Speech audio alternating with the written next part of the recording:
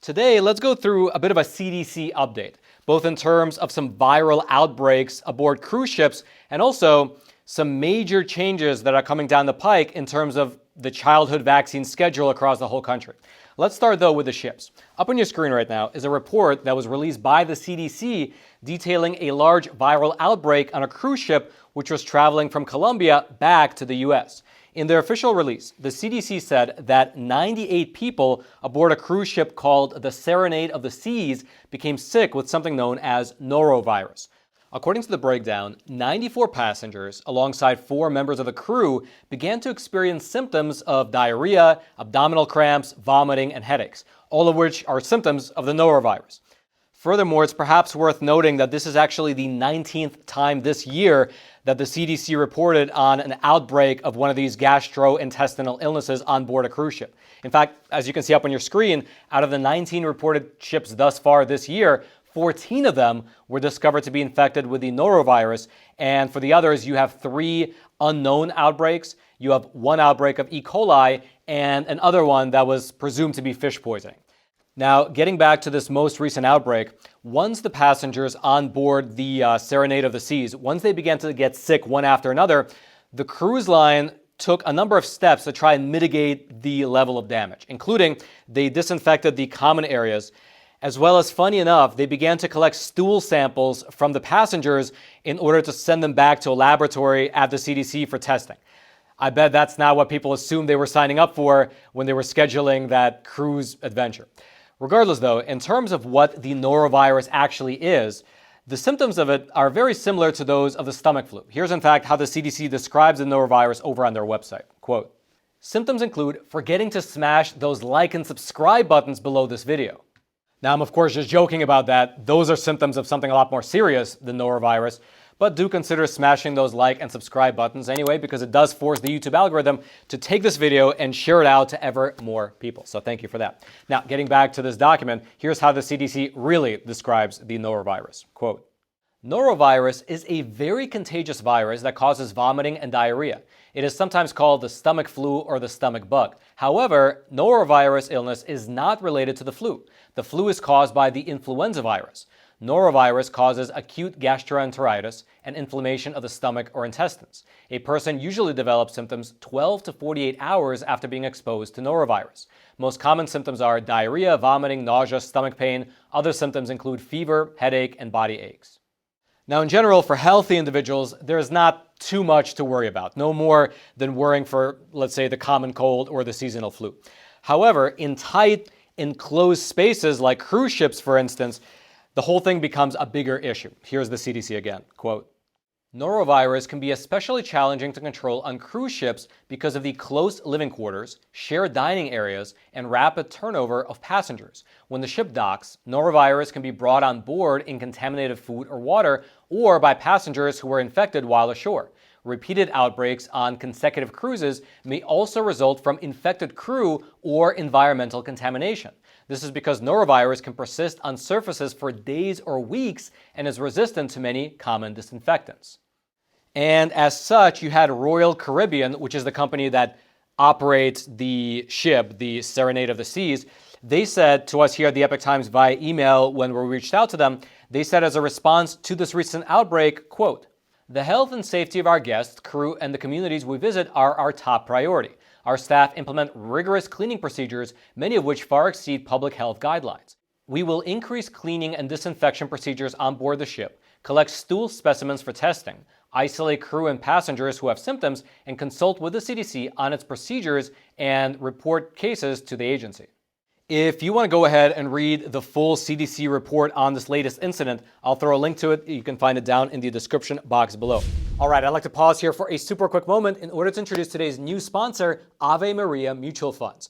They have a pro-life and pro-family focus that lets you match your mutual fund investments to your moral beliefs. You no longer have to choose one over the other. Basically, when selecting investment opportunities, Ave Maria uses a special moral screening process to completely eliminate companies that are engaged in any form of support for abortion, for pornography, or for embryonic stem cell research. They also screen out companies that make any corporate contributions to Planned Parenthood. They have a zero tolerance policy. And so Ave Maria Mutual Funds, they will not invest in any company with an offending activity, even if that activity is small in relation to the company's size. And so even if it's like a multi-billion-dollar company and they only give a few $100s to some pro-abortion cause, that's it. That company is out. They basically have a zero tolerance policy on such things. And since their inception in the year 2001, Ave Maria, they've become the largest family of Catholic mutual funds in America, managing over $3.8 billion of assets for investors. The family, they offer 7 different funds with various investment objectives. This fund lineup of theirs basically lets you build a well-balanced, diversified portfolio to pursue your long-term financial goals, like college, saving up for retirement, or just creating an income stream, all the while not having to compromise on your morals. And so perhaps take this sponsor read as a sign. There has never been a better time for you to align your investments with your spiritual and your moral beliefs.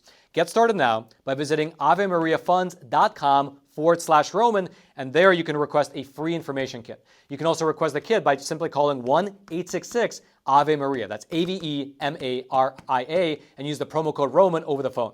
And up on your screen right now, it's like a legal disclosure that we have to show. You can screenshot it, maybe pause the video, read it through. But basically, check them out. They are a great company, and they bridge the gap between wanting to make money in the markets and saving up for your future and your kids and college and retirement, but at the same time, not having to invest in companies that you absolutely, ideologically, spiritually, morally don't believe in. So check them out. Again, the link will be down there in the description box below. Ave Maria, thank you so much for sponsoring this episode. And now back to the video.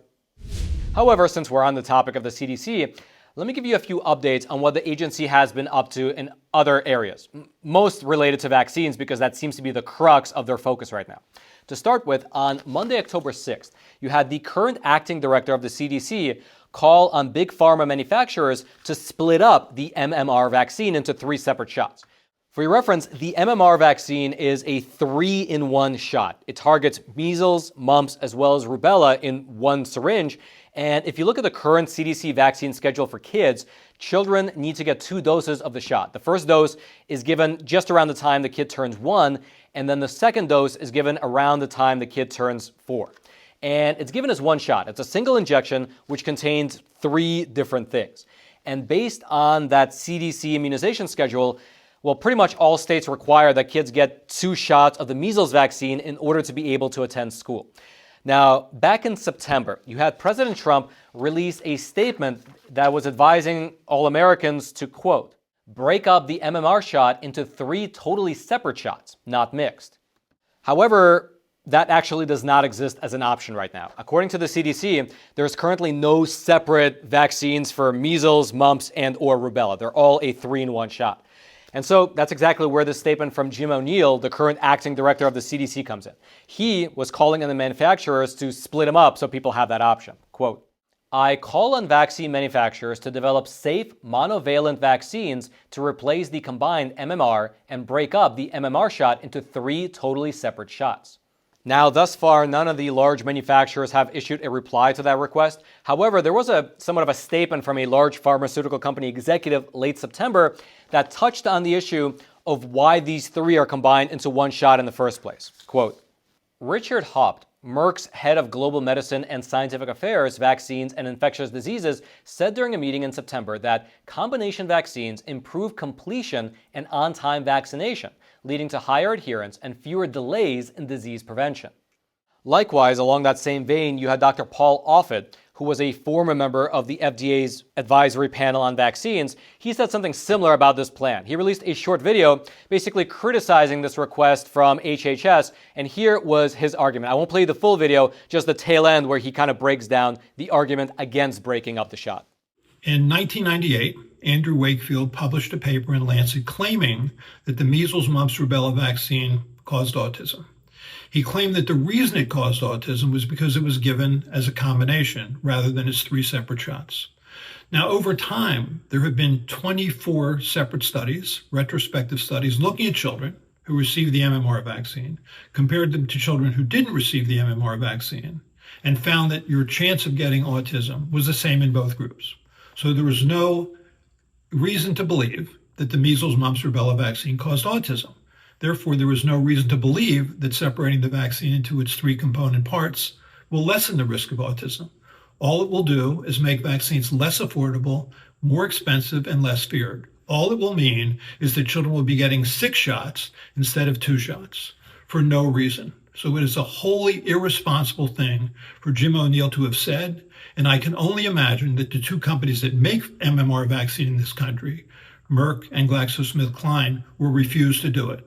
Because to do anything less than that, to actually agree to separate this vaccine into its 3 component parts, would be bad for the public's health and an example of corporate irresponsibility.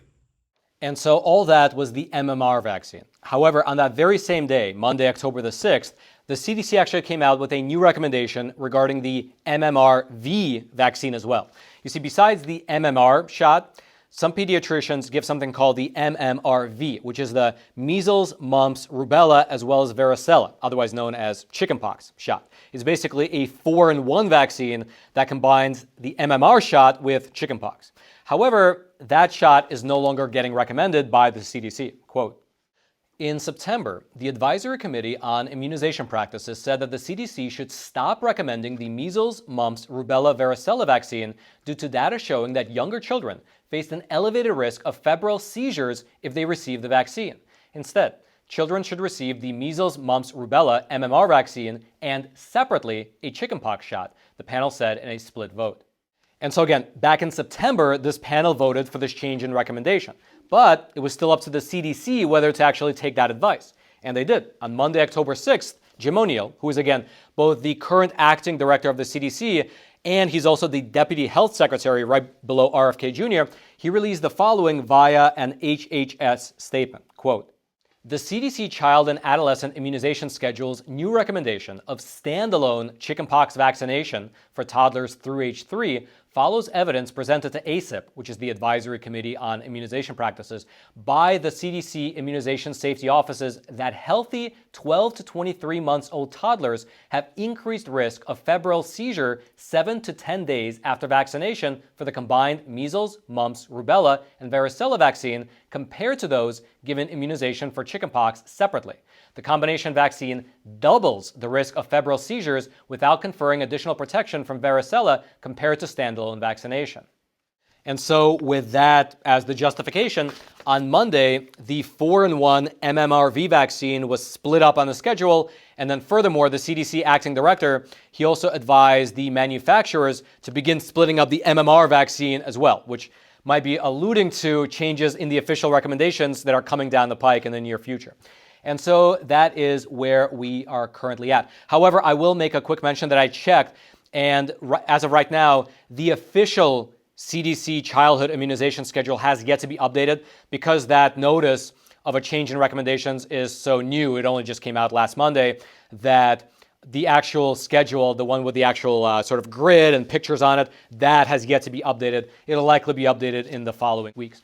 Regardless, though, if you'd like to go deeper into the subject of either the immunization schedule, the sort of evidence of why the MMRV vaccine had to be split up, and or what's going on the cruise ships, I will throw all of my research notes. You'll be able to find them down in the description box below if you're the type of person that likes to dig into the weeds. And again, all I ask in return is that if you haven't already, do smash those like and subscribe buttons so this video can reach ever more people via the YouTube algorithm. And also, I'll make another quick mention that if you are looking for a source of honest news that actually respects your intelligence as a human being, I would recommend the Epic Times. We're currently running a phenomenal promotional sale. It's a very low cost per week to try, and also you can cancel anytime, so there's pretty much no risk. But with this trial subscription, you can get access to everything, all the articles, the videos, the shows, the documentaries, the infographics, the analysis pieces, everything. We have a ton of content on there, kind of on a rolling basis, and also like 20/25 years worth of back articles. So there's a ton to explore. And I personally love it. I mean, of course, I work there, so I'm a bit biased, but it's kind of a chicken or the egg. I work there because I like it rather than vice versa. So check it out. The sale is going on right now, so you can try it. And yeah, it's a really great news source. It presents the facts without editorializing it, without spinning them, without like pushing a narrative. You basically, our motto is to present you with the facts, and then you can make up your own mind as to how those facts fit into your broader worldview. It's, in my opinion, a very refreshing news organization. And it's one of the fastest growing news organizations. So if you subscribe, you'll actually be joining a community of over 1 million people who are looking for an honest source of news. In my opinion, at least, reading the articles in the Epoch Times, you go to the comments section and the forums for each article, and those are like sometimes even more fun to read than the article itself, because the people there, they're critically minded, they are sort of like rational, very open to new ideas, and so the exchange there about the facts in the articles are sometimes even more interesting than the articles themselves. So check it out. Again, the link to it, to that sale page where you can try the Epoch Times, it'll be right there at the top of the description box below.